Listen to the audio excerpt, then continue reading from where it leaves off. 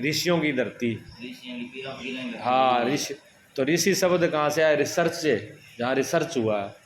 तो एक तो अंदर का रिसर्च है, इस शरीर के अंदर दिव्य शक्तियाँ हैं, मतलब इंद्री है, मन है, बुद्धि है, विचार है, बड़ा गहरा चेतना आत्मा, जो पूरी बिटो पावर है जिसको आत्मा को चेतना को, उनका जिन्होंने रिसर्च किया इसके अंदर। हमारी पहुंच कहाँ से? हमारी तो चमड़ी तक। हम किसी आदमी को देखेंगे तो क्या देखेंगे? गोरा काला, काला रंग देख लिया, गोरा रंग देख लिया, इससे ज़्यादा अपनी औकात क्या है? इतनी तो है ना। लेकिन जिन्होंने रिसर्च किया, देखो वो ऋषि थे जिन्होंने इस झाड़ मास चाम के अंदर भी उन दिव्य शक्तियों का रिसर्च किया, वो ऋषि कहलाए। बाहर का जगत है, बाहर की जगह तो में अपने लोगों क्या है, अपने लोग अंधविश्वास में जीने वाले। अगर बिल्ली रास्ता काट जाए तो वापस मुड़ जाएंगे।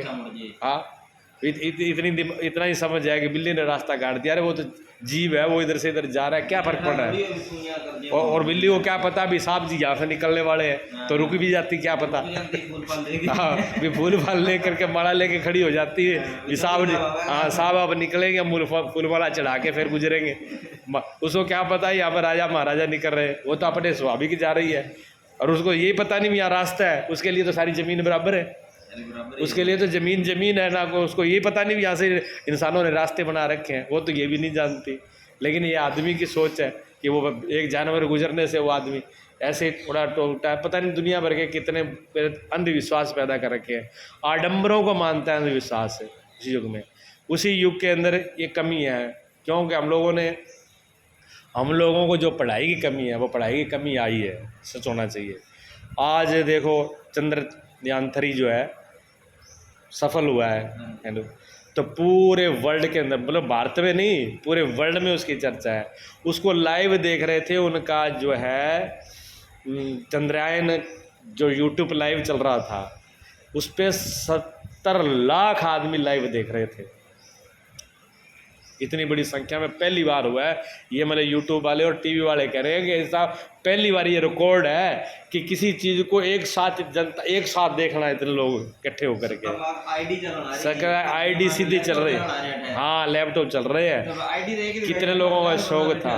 हाँ, भारत का एक बच्चे से लेकर बुढ़े तक आदमी टीवी के आगे बैठा था, वो देख रहा था कि अब चंद्रयान आ रहा है, सफल हुआ, लोगों ने दिवाली की तरह बताया। मतलब ये खुशी की बात है भी भारत को इतना बड़ा गौरव, भारत की इतनी बड़ी ऊंचाई पर आदमी, मतलब एक दिन पटाखे बजा लिए, एक दिन खुशी मना ली, वहीं ये चीज़ ख़त्म नहीं होनी चाहिए।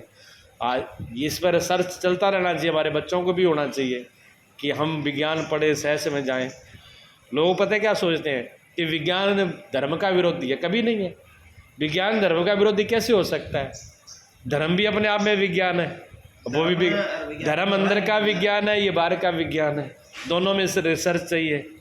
आज मान लो अगर बाहर का विज्ञान नहीं होता, आज टीवी से हम लाइव देख रहे हैं, मोबाइल से लाइव देख रहे हैं, हवाई लोह के यान पर हम उड़ रहे हैं, कंप्यूटर, एक आदमी जो काम करता था साल में, वो काम आदमी 1 मिनट में कर रहा है, विज्ञान की मतलब उपलब्धि से देन है। गर्मी के टाइम में योगी क्या हिमालय में जाते हैं, योगी के शरीर में योग करता है, प्राणायाम करे तो प्राणायाम से शरीर के अंदर गर्मी पैदा होती है, बहुत खुशकी आती है उसमें, मैंने करके देखा है, ये अनुभव है इस चीज़ का। ये हीट इतनी बढ़ जाती है कि पूरी सर्दी के अंदर पसीना आ जाता है, इतना शरीर गर्म हो जाता है। और नहीं तो आप थोड़ा सा प्रैक्टिकल करके कभी देख लेना, मतलब कितनी भी आपको सर्दी लगती हो, आप सांस बंद कर लेना, जितनी मर्जी सर्दी लगे आप सांस बंद करके बैठ जाना, और पूरा जब जितनी क्षमता उतनी देर सांस बंद रखना, तो आपको पसीना आ जाएगा, आपका शरीर गर्म हो जाएगा। तो ये बताओ कि जो बात ये चल रही थी भी पसीना आ जाता है गर्मियाँ, हाँ, फिर आज क्या है, हिमालय में जाने की जरूरत तो नहीं ना, आप ऐसे ही घर पे लगा लो, बटन दबाना है, आपका कमरा भी हिमालय बन जाएगा, अब बैठ के प्राणायाम करो, योग करो। विरोध कहाँ है बताओ? विरोध तो नहीं है ना। विरोध क्या? आधी अधूरी पढ़ाई में विरोध। किस चीज़ में है? आधे अधूरे ज्ञान में विरोध है। अगर धर्म का भी अधूरा ज्ञान है तो वो बड़ा खतरनाक है, मतलब इसे ना हो, अज्ञानी से अधूरा ज्ञानी बड़ा खतरनाक होता है। जो धर्म का अधूरा ज्ञान है वो भी आदमी को परेशान कर रहा है। क्योंकि प्रैक्टिकल तो कुछ है नहीं, सुन लिया। अब सुन लिया आत्मा पर, कि नहीं मूर्ख से मूर्ख आदमी ने पूछो परमात्मा है, वो हाँ परमात्मा है। बिन पूछो इतना प्रैक्टिकल करो कहते देखो परमात्मा क्या है, पर उसने मान लिया।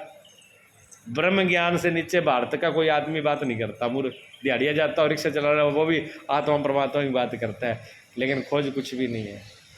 वो अधूरा ज्ञान जो वो थोथा ज्ञान है, वो झूठा ज्ञान है, वो बहुत खतरनाक है। इसी प्रकार जो लोग विज्ञान का विरोध करते हैं, जो विज्ञान के नाम से धर्म का, वो भी झूठे हैं। कोई भी वैज्ञानिक आज तक धर्म का विरोध नहीं किया किसी विज्ञान ने। वैज्ञानिक खुद ऋषि है, वैज्ञानिक खुद ऋषि है, वो खुद रिसर्च कर रहा है। वैज्ञानिक की हालत यहाँ तक होती है कि वो अपने बच्चों को भूल जाता है, पत्नी उसको याद नहीं आती भी मेरी पत्नी भी है।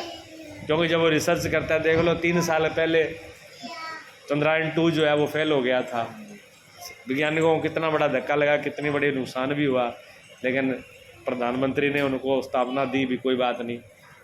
फिर आगे जो मेहनत करते हैं, रिसर्च करते हैं, वो फिर सफल होंगे। और देखो 3 साल उन्होंने जो कमी रही उस पर कितना रिसर्च किया, कितना बड़ा रिसर्च किया उसका। रिसर्च करने के बाद में 3 सालों की मेहनत हुई, और ये 3 सालों की मेहनत नहीं, पीछे उनकी जो मेहनत थी वो, हाँ आज वो वहाँ पर पहुँच गया। सब लोगों ने खुशी हुई, बधाई, खुशी की बात भी है देश के लिए। आज देश का नाम सारी दुनिया में हुआ है 4थे नंबर, और वो पहला है भारत दक्षिण ध्रुव में, चंद्रमा के दक्षिण हिस्से में जो हाँ चंद्रयान गया, वो पहला है भारत, दुनिया में पहला है ये। अच्छा, लोगों को अभी ये पता नहीं है भी इसे होगा क्या। लोग सिर्फ खुशियां तो मना रहे हैं भी ये चंद्रयान सफल हो गया, लेकिन वो क्या करेगा ये पता नहीं लोगों को भी उसे होता क्या है। वहाँ पर वो चीज़ उन्होंने जाके फिट कर दी ऊपर। जैसे यहाँ हम फोटो बनाते हैं ना कैमरे वाले ब्याह शादी में, तो वो ऊपर जो उड़ा देते हैं, क्या बोलते हैं उसको, ड्रोन। तो ड्रोन से वो फोटो ले लेते हैं। इसी प्रकार उसमें एक कैमरा भी लगा हुआ है ऊपर, वो चंद्रमा पर वो सारी फोटो भी देगा, जानकारी भी देगा, उसके अंदर बहुत कुछ लगा हुआ है, वो बाकी पूरी जानकारी देगा। और वहाँ पर ये चीज़ देखेगा भी चंद्रमा पर क्या क्या चीज़ है, सोना चांदी खनिज पदार्थ, खाने के मनुष्य के लिए कौन कौन सी उपयोगी चीज़ें हैं, वो उन चीज़ों को उपलब्ध कराने के लिए, मनुष्य को देने के लिए वो उसकी सारी खोजबीन करेगा। मतलब अभी वो पहुंचा है, वहाँ जाके रिसर्च अभी और करना है उसने। अभी तो लैंड हुआ है, वो लैंड होने के बाद में वो वहाँ सोचेगा, जैसे आप लोग यहाँ आ गए आश्रम में आने के बाद में, आने से सारी बात थोड़ी समझ में आ गई। आने के बाद में देखो आश्रम में क्या क्या चीज़ है, कितने कमरे हैं, कहाँ पर सामान है, क्या चीज़ कहाँ पर रखी है, अपना काम की कोई चीज़ है भी कि नहीं है, है? फूल चाहिए तो फूल देखेंगे, जल प्यास लगी है तो पानी की खोज करेंगे, पानी कहाँ रखा है, घड़ा है कि नहीं है, नल है कि नहीं है। इसी प्रकार वहाँ पर वो सारी चीज़ें होती हैं, वो जा कर के सब चीज़ों का वो रिसर्च होगा, और रिसर्च का नाम ही ऋषि है, ठीक है ना। तो ये अच्छी बात है। और दूरी देखो कितनी है उसकी, यहाँ से ऊपर दूरी गई है 3 लाख दूरी बताई, 3,40,400 यानी 80, 3,84,400 किलोमीटर की दूरी बता रहे थे टीवी में। इतनी बड़ी दूरी है उसकी, और वो यहाँ से ऊपर तक गया है, उसकी वापस करी है। तो कितना मतलब उस यंत्र को किस तरह से तैयार किया गया है, साइंस की देन है। आज की विज्ञान में कितना उन्होंने मेहनत करी है, और सब देश के लोगों की भावना विचार जुड़े, ये अच्छी बात है। तो अगर हमारे सब देश भाव जुड़ेंगे ना, भाव जुड़ने से क्या होता है, पहला आदमी के अंदर से भावना जुड़ती है, भावना जुड़ने से बाद में फिर वो भावना पता क्या करती है, भावना आदमी को मजबूर करती है, किसके लिए, क्रिया के लिए और विचार के लिए। मान लो अपने अंदर कोई ऐसा भाव आ गया कि मुझे खेत में ये काम करना चाहिए, या मुझे वोट में ये काम करना चाहिए, अब अंदर से उठा तो भाव ही था ना, लेकिन इस भाव ने आपको फिर मजबूर किया कि यार इसको करके तो देखें, प्रयोग तो करें। तो जब प्रयोग करने के लिए, जब प्रयोग में जाएंगे तो फिर हमें हमारे अंदर क्रिया आएगी ना, क्रिया भी होगी। अच्छा, क्रिया करेंगे तो फिर दिमाग भी तो लगाना पड़ेगा, तो विचार भी तो करना पड़ेगा।